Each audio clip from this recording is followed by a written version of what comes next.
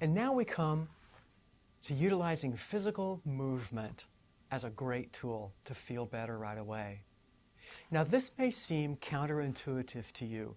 When you're not feeling well, or when you're feeling really anxious, sometimes the last thing that occurs to us to do is to move.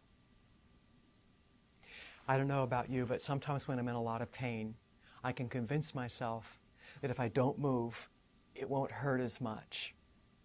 Or if I'm really anxious, I convince myself just stay here until it passes. Unfortunately, when we don't move, what we do is create a lot of constriction in our muscles, in our blood flow, in our respiratory system, so that suddenly the alarms sound because we aren't getting enough oxygen and we feel more anxious than we already were.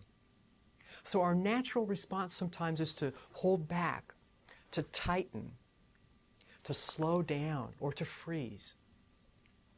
Interestingly enough, getting up, moving around, changing positions can be very, very beneficial. It increases our respiratory rate, which brings more oxygen on board, which helps us offload more as we exhale and expend more of that spent energy. It also helps us feel like we're doing something. And again, the key, as we've talked about in each of these segments, is feeling as though you can do something for yourself. This sense of mastery.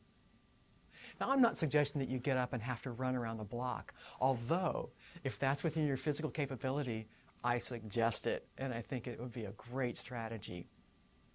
You may not even have the energy to go to a yoga class, but maybe you can do some very simple stretching.